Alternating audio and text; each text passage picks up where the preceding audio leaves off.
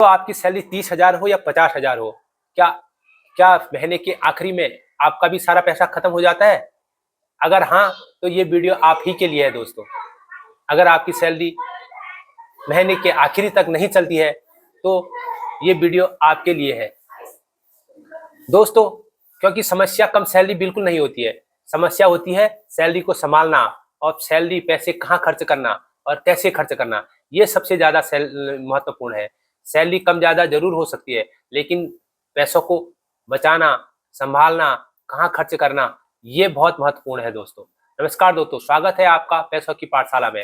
आज हम बात करेंगे उन 5 जगहों की जहां हमारी सेविंग धीरे धीरे हमारा पैसा निकलता जाता है और हमें पता भी नहीं चलता है। इन 5 चीजों की आज हम इन 5 चीजों पे बात करेंगे दोस्तों।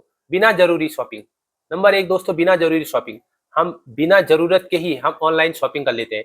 कोई प्रोडक्ट देखा ऑनलाइन फ्लिपकार्ट या अमेजोन पे और उसको खरीद लिया, जबकि उसकी उतनी जरूरत भी नहीं है। पहली गलती है दोस्तों, बिना जरूरत का सामान खरीदना। ऑनलाइन सेल देखकर हमें लगता है कि बहुत सस्ता मिल रहा है। सेल सेल आता है फेसबुक या ये फ्लिपकार्ट या और अमेजोन पे, सेल देख के हम बिना जरूरत के सामान खरीद लेते हैं।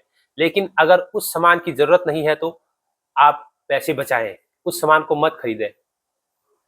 एक नियम बनाए, जो चीज जरूरी नहीं है उसको खरीदना ही नहीं है।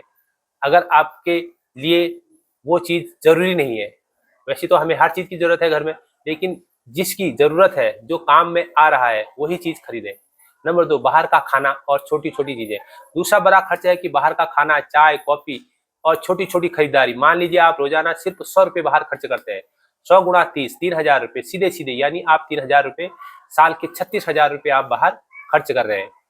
छोटा खर्च दिखता नहीं है, लेकिन वो साल के अंत में बहुत ज्यादा असर आपकी सैलरी में, आपके पैसों में डालता है।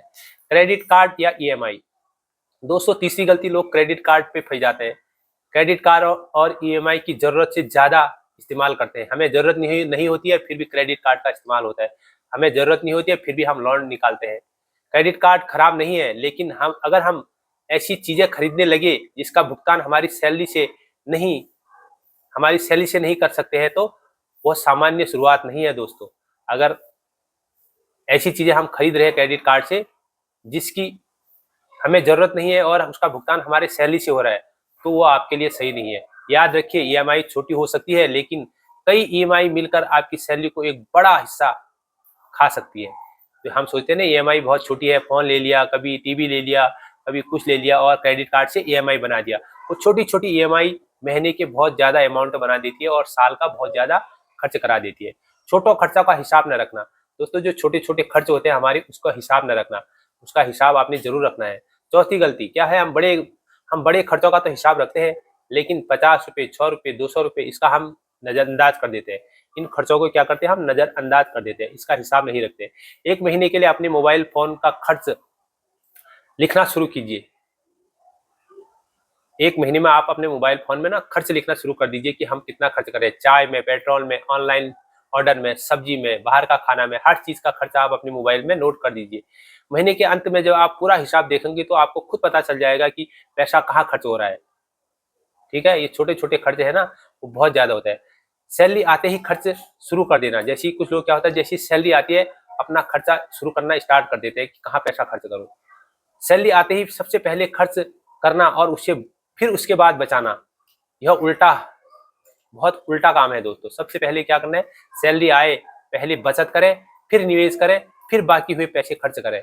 जैसे आपकी सैलरी आती है सबसे पहले अपनी बचत अलग करनी है, फिर आपने निवेश करना है जहां भी आप पैसा लगा रहे हो, फेसबुक ना ये म्यूचुअल फंड में और शेयर मार्केट में, वहां पैसा लगाएं। उसके बाद जितना पैसा बचता है उसके बाद खर्च करें, क्योंकि अगर आपने पहले खर्च कर दिया तो महीने के अंत में बचत के लिए कुछ भी नहीं बचेगा। एक आसान फॉर्मूला आपको बताता हूं दोस्तों। आज एक आसान नियम आप अपना लीजिए अपने लिए। आप अपनी सैलरी को 3 हिस्से में बांट लीजिए। जैसे आपकी सैलरी आती है उसको 3 हिस्से में बांट लीजिए। नंबर 1, जरूरी खर्च और बचत, अपनी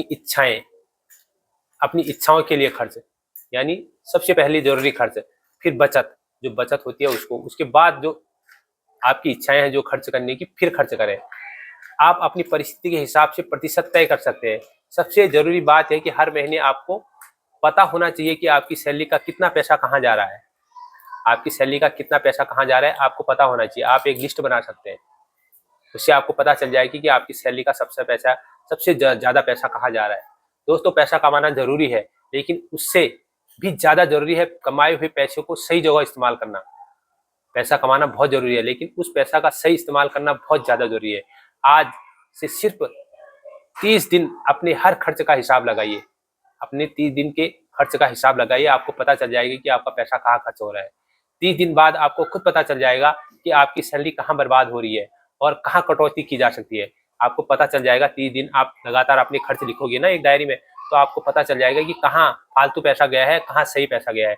तो जहाँ फालतू पैसा गया है वहाँ आप कटौती कर दीजिए और उसको हटा दीजिए। दोस्तों, अगर आपको ये वीडियो उपयोगी लगी तो लाइक ज़रूर करना और चैनल को सब्सक्राइब ज़रूर करना।